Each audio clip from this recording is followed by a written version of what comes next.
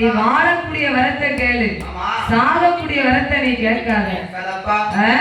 இந்த உலகத்தில் எத்தனையோ வரம் இருக்க, இந்த எரியும் வரம் உனக்கு வேண்டாம் மகனே. மகனே, ராவணன் ஆண்டு வரும் இலங்காபுரி உனக்கு தருகின்றேன் மகனே. தருகின்றேன் அப்பா. ஹரிராமன் ஆண்டு வரும் அயோத்தி உனக்கு தாரேன். யமலோகம் உனக்கு தாரேன். யம ஆக்கினையும் உனக்கு நான் தாரேன். வேணுமா? வானோர்களை வெல்வதற்கு வெற்றிவேல் வேணும் தாரேன். உன்னை எதிர்த்தோரை தலையிறக்க சக்தியோட சூழம் தாரேன். அதுவும் வேண்டாமா? நீ என்னைக்கும் மாப்பிள்ளையா இருக்க மார்க்கண்டையன் வரம் தருகின்றேன். நினைக்கியா? மார்க்கண்டையன் வர வேணும்னா என்னைக்கும் 16ஆ இருந்து மாப்பிள்ளையா இருந்துக்கிடலாம். அவன் அந்த வரத்தையாவது வாங்கியிருக்கலாம். வருஷத்துக்கு ஒரு கல்யாணத்தை முடிச்சிருப்பான். தாய் அந்த வரத்தை கேட்டானா? அந்த வரமோ வேண்டான் என்றார். என் கைலாசத்தை உனக்கு தாரேன், என் கடவுளோட பட்டம் தாரேன் என்று கேட்க, அப்பதான் பார்த்தான் ஆண்டவன். அப்பதான் வல்லரக்கே சொல்லுதான், ஆண்டவா நீங்க எந்த வரம் கொடுத்தாலும் சரி, உங்க கடவுளோட பட்டம் மட்டும் எனக்கு வேண்டவே வேண்டாம். அது வெறும் பதங்களைஞ்ச பட்டம். ஏன்னா நீங்க 4 பேருக்கு வரத்தை கொடுக்கும் போது கொஞ்சம் சோதித்து பார்க்க வேண்டும் என்று சோதனையை கொடுப்பீங்க. ஆனா நீங்க ஒரு நாளும் கைவிட மாட்டீங்க. அப்படி சோதனையை கொடுக்கும் போது ஏன் கடவுள் நமக்கு சோதனை கொடுக்காரு தெரியுமா? கடவுள் நம்மளை சோதித்து பார்த்ததுனாலதான் நம்ம கோயிலுக்கு வரோம். கடவுள் மட்டும் நம்மளை சோதிக்கலன்னு வைங்க, கோயிலுக்கு வருவோமா? சாமியை வணங்குவோமா? நம்ம நினைச்சதெல்லாம் கடவுள் கொடுத்துட்டாருன்னா கடவுளை எப்படி நம்ம வணங்குவோம்? கையெடுத்து வணங்க மாட்டோம். அதனாலதான் கடவுள் நம்மளை முதல்ல சோதிப்பாரு. சோதிச்சாதான் நம்மளை பார்க்க வருவா, நம்மளை வந்து வணங்குவா. அப்படின்னு கடவுள் முதல்ல சோதிப்பாரு. ஆனா ஒருபோதும் கைவிட மாட்டார். ஆனா கடவுள் சோதிக்கும் போது நம்ம என்ன சொல்லுவோம்? நமக்கு கஷ்டத்துக்கு மேல கஷ்டம் வந்ததுன்னு வைங்களேன், இந்த பாலா போன கடவுளுக்கு கண்ணு இல்லையா? ஏ கண்ணடைஞ்ச தெய்வமே அப்படின்னு கடவுளை பார்த்து பேசுவோம். அதே நமக்கு செல்வ செழிப்போடு நம்ம நல்லபடியா வாழ வச்சாருன்னு வைங்க, கடவுளுக்கு மாசத்துக்கு 2 தடவை வருவோம் கோயிலுக்கு.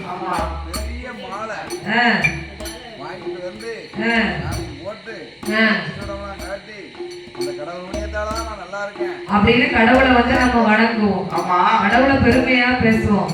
அப்படி செஞ்சாருன்னா இப்படி பேசுவோம், இப்படி செஞ்சாருன்னா அப்படி பேசுவோம். அதுதானே மக்களுடைய குணமே. அதனால நீங்க எந்த வரத்தை கொடுத்தாலும் கடவுளுடைய பட்டம் மட்டும் எனக்கு வேண்டாம் ஆண்டவா என்ற ஆண்டவரிடத்தில் வல்லரக்கன் சொல்ல, நான் கேட்ட வரத்தை மட்டும் நீங்கள் தந்தால் போதும், வரத்தை தந்தால் போதும், ஜோதி உள்ள வரம் எதுவுமே எனக்கு வேண்டாம் என்ற ஆண்டவன் எத்தனையோ புத்திமதியை சொன்னார். புத்திமதியை சொல்லியும் கேட்டானா? அரக்கை கேட்கவே இல்லை. எப்படி கேட்பா? அப்படியா? அவன் நல்லவனா இருந்தா நல்லது சொன்னா கேட்பான். அவன் கெட்டவங்களா? அவன் நல்லது சொன்னா எப்படி கெட்டவன் கேட்பான்? கேட்க மாட்டான். ஆண்டவா, நான் கேட்ட வரத்தை தாரம்னு நீங்க சத்தியம் செஞ்சு கொடுத்தீங்க. யார் மேல? பார்வதி மேலேயே சத்தியம் செஞ்சு கொடுத்தீங்க. இப்ப நீங்க சத்தியத்தை மீறினா பார்வதி உங்களுக்கு வேணுமா வேண்டாமா? கட்டின மனைவி இல்லாம தேரோட மாலைய பெருமிதியா நீங்க அலைவீங்க.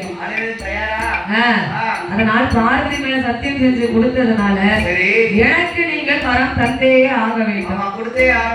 அப்பதான் பார்த்தார் ஆண்டவன். ஆண்டவன் பறக்க பறக்க பறக்க பறக்க முழிக்காரு. அச்சுல சிக்கன இரும்பு போல ஆண்டவன் அங்கு இங்கும் முழிக்காரு. அலை கடலில் அகப்பட்ட துரும்பு போல, அக்கினி குழியில் விடுத்த ஒரு சருகு போல, இருதல கொல்லி எறும்பு போல ஈசன் அங்கு இங்கும் பறக்க பறக்க முழிக்காரு. ஏன் வரம் இருக்குன்னு சொல்ல முடியல, இல்லன்னு சொல்ல முடியல, தாரம்னு சொல்ல முடியல. ஆண்டவன் பறக்க பறக்க பறக்க பறக்க ஒழிக்காரு பாருங்க.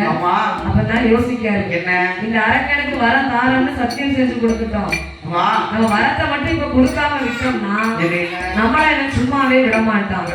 அதனால வரம் கொடுக்கவே கொடுக்கும். இவனுக்கு சாபத்தை கொடுத்து நான் வரத்தை கொடுக்க வேண்டும் என்ற ஆண்டவன் எப்படி சாபத்தை கொடுத்து வரம் கொடுக்கின்றாரையானா? எப்படி தந்தே பாரதியில் கேட்டவரோ உனக்கு தந்தே, பாரதியில் கேட்டவரோ உனக்கு தந்தே.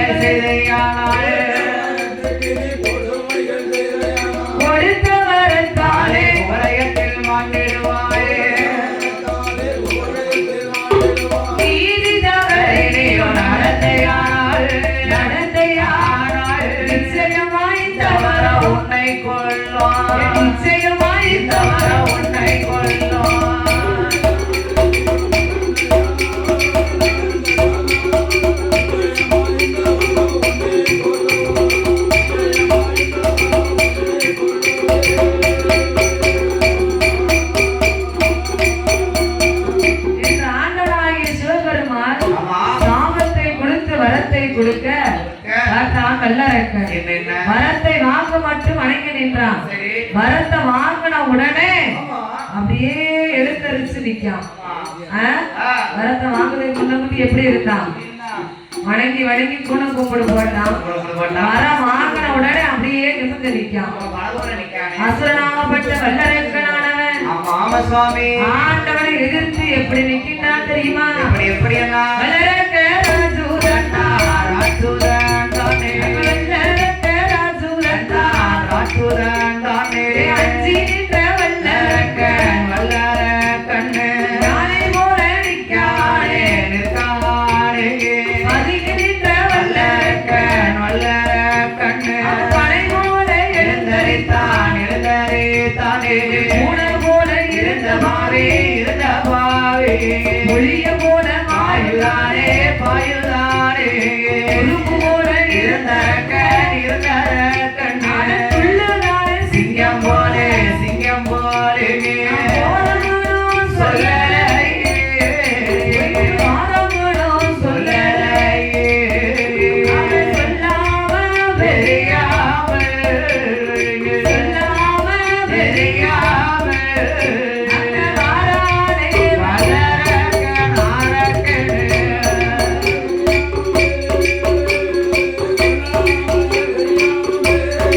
புறப்பட்டு வாரானே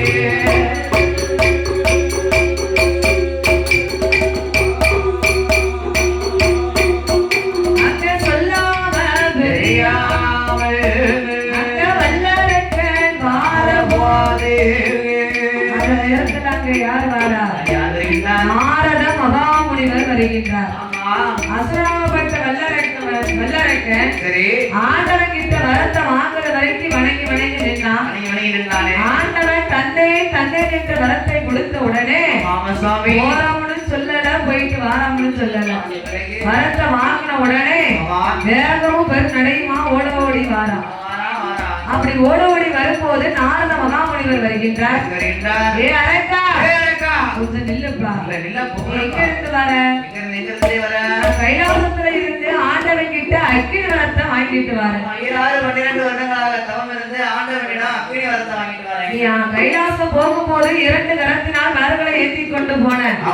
திரும்ப வரும்போது வீசின கை வெறும் கையுமா வாரிய. அப்ப நீ என்னது வாங்கிட்டு வந்த? ஏன் நாரத மகாமுனிவரே, ஆண்டவனை எண்ணி என் 5 விரலுக்கும் அக்கினி வரத்தை நான் வாங்கிட்டு வந்தேன். அக்கினி வரத்தை வாங்கிட்டு வந்தியா? ஆண்டவன் அள்ளி கொடுத்தாரா சொல்லி கொடுத்தாரா? ஆண்டவன் அள்ளி கொடுக்கல சொல்லி கொடுக்கல. தந்தேன் என்றா நீ வந்தியா? என் பைத்தியார வல்லரக்கா, ஆண்டவன் யாருக்கானாலும் அப்படிதானா சொல்லுவாரு. அன்று ஒரு காலத்தில் தென்னிலங்காபுரியை ஆண்டு வரக்கூடிய ராவண ஈஸ்வரன் ஆண்டவனை எண்ணி 7 கோடி வருஷம் சாகாத வர வேணும்னு கேட்டான். ஆண்டவன் கொடுத்தாரா? 1/2 கோடி வரத்தை மட்டும் கொடுத்து விட்டு 7 கோடி வரத்தை தன் வசம் வைத்துக் கொண்டார். அது மட்டுமா? அந்த ராவண ஈஸ்வரன் என்னன்னு கேட்டான்? வெள்ள பிள்ளையார் வேணும்னு கேட்டான். ஆனா ஆண்டவன் அவனுக்கு கல் பிள்ளையார கொடுத்தார். அது மட்டுமா? பார்வதியவே அவன் பெண்ணா கேட்டான். ஆனா ஆண்டவன் மண்ணை பிடித்து பெண்ணாக்கி மண்டோதரி என்று கொடுத்தார். பார்வதிய பெண்ணு கேட்க முடியுமா? இல்ல பகவான் தான் பெண்ணு கொடுக்க முடியுமா? அரக்கனை ஏமாத்தணும்னா இப்படி சொன்னாதான் முடியும். ஏன்னா அவன் கெட்டவன். கெட்டவன் கேடுதான் நினைப்பான். கெட்டவனுக்கு 8 புத்தி வரும். அதனால அவனுக்கு கெட்டதை சொன்னாதான் அவன் கேட்பான் என்று நாரத மகாமுனிவர் சொல்ல, அதனால ஆண்டவன் உனக்கு வரம் கொடுத்திருப்பாரா இல்லையான்னு தெரியல. ஆண்டவன் தந்தை தானே சொன்னாரு. ஆனா வரம் கொடுத்தது உண்மையா இல்லையான்னு நீ பரிசோதித்து பார்க்கணும். நாரதா, நீ சொல்வது சரிதான? அப்ப ஆண்டவன் கொடுத்த அக்கினி வரத்தை வைத்து நான் உன்னையே பரிசோதித்து பார்க்கேன். ஐடியா சொன்னவனுக்கே ஆப்பு வைக்காத. உனக்கு வரம் கொடுத்தது யாரு? ஆண்டவன் தானே. அப்ப வரம் கொடுத்த ஆண்டவனை போய் நீ பரிசோதித்து பாரு என்று நாரத மகாமுனிவர் சொல்ல, உடனே வல்லரக்கனானவன் அக்கினி வரத்தை வாங்கிட்டு நாம ஏன் பாதாள உலகம் சென்று நம் மக்களை எரிக்கணும்? வரம் கொடுத்த ஆண்ட எரித்து பரிசோதித்து பார்த்தால் என்ன என்ன என்று வல்லரக்கன் மீண்டும் கைலேந்திரிக்கு வரும்போது ஆண்டவனாகிய சிவபெருமான் ஞானத்தால் அறிந்து பார்க்க இந்த அரக்கை வரத்தை வாங்கிட்டு போனான். ஆனா நாரத மகாமுனிவர் ஏதோ அவன்கிட்ட மூட்டி விட்டுட்டாரு. இப்ப இவன் நம்மளையே எரிக்கணும்னு வாரானே, நம்ம ஒத்தையில ஓடணும்னா எட்டி வந்து பிடிச்சிருவான். கூட்டத்தோட கூட்டமா ஓடனா நம்ம யாராலும் கட்டி கொடுக்க முடியாது. அதனால ஆண்டவன் என்ன செஞ்சாரு, கைலாசத்தில் இருக்கக்கூடிய தேவாதி தேவ முனிவர்களை அழைத்துக் கொண்டு ஏ அப்பா தேவ முனிவர்களே, நீங்க எல்லாரும் என் கூட சேர்ந்து வாங்க. அச்சமற்ற அரக்கனுக்கு நான் அக்கினி வரத்தை கொடுத்து விட்டேன். அந்த அக்கினி வரத்தாலே அவன் என்னையே எரிக்கணும்னு வாரா. நான் ஒத்தையில போனா எட்டி வந்து பிடிச்சிருவான். நீங்க எல்லாரும் என் கூட சேர்ந்து வாங்க. யமுனையாற்றம் கரை ஓரத்தில் நீங்க எல்லோரும் நந்தவன தோட்டமாக முளைத்தில் இருக்க உங்களுக்கு மத்தியில் நான் அரளி மரமாக தோன்றி செவ்வரிலே புஷ்பத்துக்குள் நான் சிவலிங்கமா போய் ஒளிச்சுக்கிடுவேன் என்று ஆண்டவனாய் சிவபெருமான் சொல்லிக்கொண்டு ஆண்டவனோடு ஆதி கைலாசத்தில் யார் யாரெல்லாம் ஓடுகின்றாரே வானவரும் ஓடினார், அரையவர் ஓடினார், தானவரும் ஓடினார், தாமுனிவர் ஓடினார்,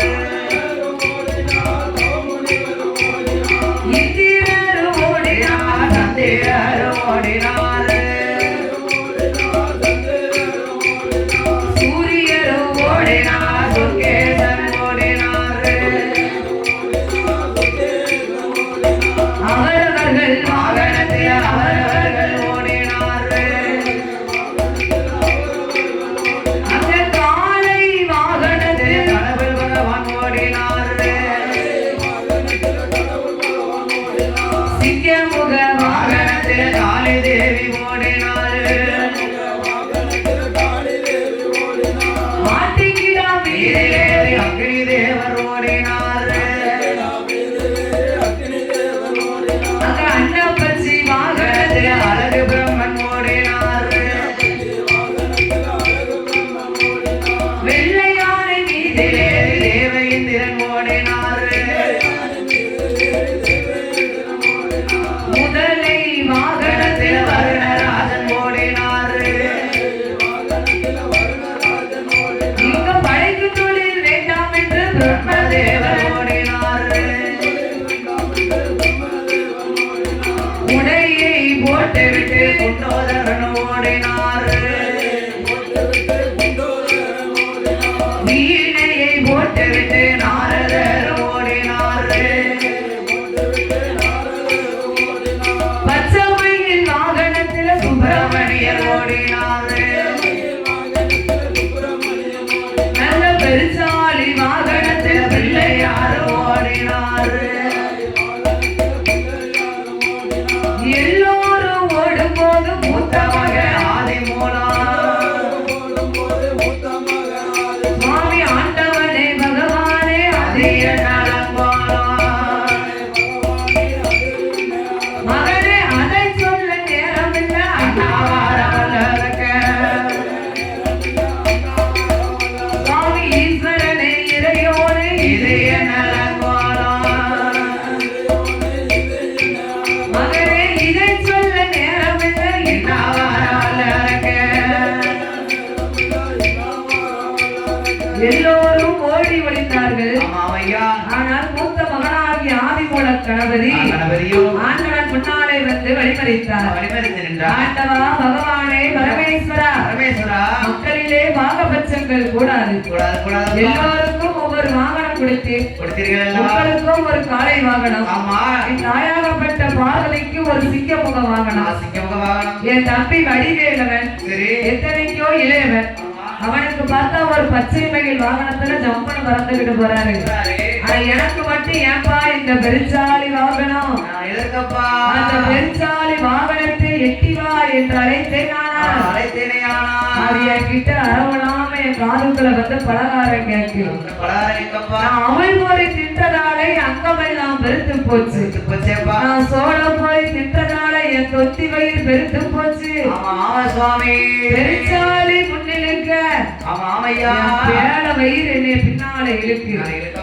என்ற மூத்த மகனாகிய ஆதிமூல கணபதி ஆமா ஆமா ஆண்டவனிடத்தில் என்ன சொல்கின்றார் தெரியுமா? என்ன என்னம்மா ஆண்டவனே பகவானே, ஆண்டவனே பகவானே, ஆதிமூல வார்த்தை கேளு, நாவில் கோரி தின்னதாலே, என் அங்கமெல்லாம் பெருத்து போச்சு, நான் சோற கோரி தின்றதாலே, என் துதிகளில் பெருத்து போச்சு, என் வாகனமோ சிறுசாச்சு, என் வயிறதுவோ பெருசாச்சு, என் கையிலிட்டும் கட்ட கை, காலிலிட்டும் கொண்ட காலே, சப்பாடி நொண்டி காலே, என்னால் நடக்கவும் முடியலையே, எப்ப ஓடவும் முடியலையே, என் பெருசாலி முன்னிலேக்கு, என் பேரவையில் பின்னிலேக்கு, பகவானே பெருசாலி வாரணத்தை நீ எட்டி வா என்றழைத்தாள், அது எல்லோரும் கேட்குதப்பா, ஓடி வா என்றழைத்தாள், ஓடி வா என்றழைத்தாள், உன்ன பலகாரம் கேட்குதப்பா கேட்குதப்பா,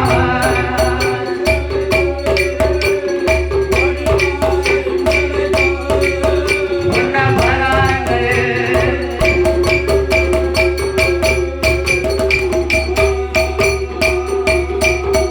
அந்த மாடுகிட்ட பெருச்சாலே, அது மாவுருட்ட கேட்குதப்பா, அந்த சீருகிட்ட பெருச்சாலே, அது சீர உருட்ட கேட்குதப்பா, அந்த முழுக்ககிட்ட பெருச்சாலே, அது முழுக்கவட கேட்குதப்பா, அந்த அறிவுகிட்ட பெருச்சாலே, அந்த அதிரசமும் கேட்குதப்பா, அந்த புத்திகிட்ட பெருச்சாலே, அது பொறிகளங்க கேட்குதப்பா, அந்த மானகிட்ட பெருச்சாலே, மாவுருட்ட கேட்குதப்பா, நான் இத்தனைக்கும் எங்கே போவேன், இத்தனைக்கும் எங்கே போவேன், எங்கம்மா பகவானே பகவானே,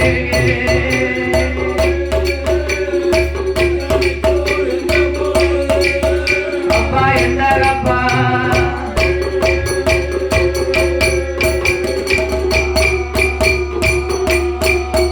ஆண்டவா பகவானே பரமேஸ்வரா, பரமேஸ்வரா பெருச்சாலி வாகனத்தை எட்டி வா என்று அழைத்தேன், ஆனால் ஆனா இத்தனை பலகாரமும் என்கிட்ட கேக்கு, கேக்குதப்பா நான் இத்தனைக்கும் எங்க போவேன், எங்க போறதப்பா அதனால என்ன நம்ம 2 பேரும் இங்கேயே நிப்போம், நிப்போம் அரட்டை அங்கிருந்து வரட்டும், வரட்டும் நம்ம 2 பேரையும் சேர்த்தே அக்கினியால் இருக்கட்டும் இருக்கட்டும் என்று ஆதிமூல கணபதி ஆண்டவன் பகவானை வழிபறிக்க, வழிமறிக்க ஏ அப்பா ஆதிமூலம், ஆதிமூலா, நீ பெருச்சாலி வாகனத்தை சாதாரண வாகனம் நினைக்காத, தேசப்பட்ட வாகனம் நினைக்காதப்போ அது பூமியை நோக்கி பெருமூச்சு விட்டுதேயானால் பூமி 2 கபாலமாகவே வெடிக்கும், நிச்சயமாப்பா நீ போய் உன் சந்தியில் அமர்ந்திருக்க, வந்திருக்க நானே உனக்கு ஒரு அரச மரமாக, ஆமா உங்க அம்மா பார்வதி உனக்கு ஒரு வேப்பாக, வேப்பாக உன் தாய்மாமன் கோபால கண்ணன் மாயக்கண்ணன் உனக்கு ஒரு ஆலமரமாக துணை நிற்போம் அப்பா ஆமாப்பா என்று ஆண்டவன் ஆதிமூல கணபதிக்கு வரத்தை கொடுத்து, வரத்தை கொடுத்து ஆதிமூல கணபதியை பூலோகம் அனுப்பி வைத்தார். ஆமையா பூலோகம் அனுப்பி வைத்து ஏறிட்டு பார்க்கும் போது என்ன அங்க யார் வாரா? யார் வருகின்றார்? வல்லரக்கன் ஆண்டவனை பின்தொடர்ந்தே வருகின்றார். ஆமையா ஓடாதரும் சிவனே, நீர் எங்கு போனாலும் உம்மை அக்கினியால் எரியாமல் விடமாட்டேன். ஆமையா ஓடுதவரை கண்டா முடுக்குதவருக்கு துக்கம்பாங்க. ஆமா அப்ப ஆண்டவன் 8 நாளா ஓடி ஒளியும் போது வரும்போது வல்லரக்கன் பின்தொடர்ந்து வருகின்ற வேளையில் ஆமையா ஆண்டவன் எப்படி ஓடி ஒளிகின்றார் தெரியுமா? எப்படி சாமி 8 நாள் 8 ஓடினாரு, 8 நாள் 8 ஓடினாரு. ஓடிக்கொண்டு இருந்த மாணவன் போகும் என்று பக்கம் வந்த தேவர்களை நந்தவன தோட்டமாக்கி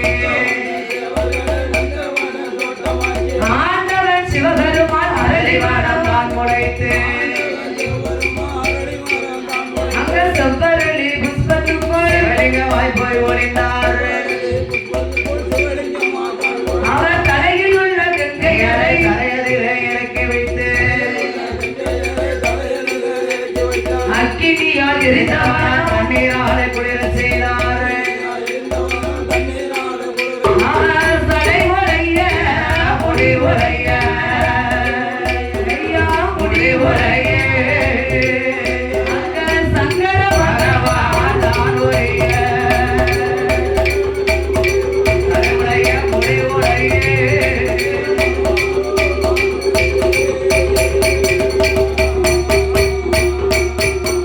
ஆண்டவனாகிய சிவபெருமானுக்கு சடையும் உடைந்தது முடியும் உடைந்தது முடியும் முறைந்தது ஆண்டவனுக்கு நெல்லு அள்ளி கட்ட முடியல முடியல முடியல இல்லைன்னா அரக்க அங்க இருந்து பின்னாடி துரத்திக்கிட்டே வாராம் ஆமா அதனால் யமுனை ஆற்றல் கரையின் உரத்தில் அவரத்தில் கண்ணோடு வந்த தேவாதி தேவ முனிவர்களை முனிவர்களை நந்தவன தோட்டமாகவே முளைக்கச் செய்து முளைக்கச் செய்தார் அவர்களுக்கு மத்தியில் ஆண்டவன் அரளி மரமாகவே தோன்றி அதோடு நின்று செவ்வரளி புஷ்பத்திற்குள் ஆமா ஐம்புலன்களையும் அடக்கி ஒடுக்கி என்ன? ஆண்டவனாகி சிவபெருமான் செவ்வரளி புஷ்பத்திற்குள் ஒளிந்த நாள் முதலாக ஆதி கைலாசத்தில் அருளும் இல்லை பொருளும் இல்லை ஆண்டவனுடைய கைலாசம் இருள்மயம்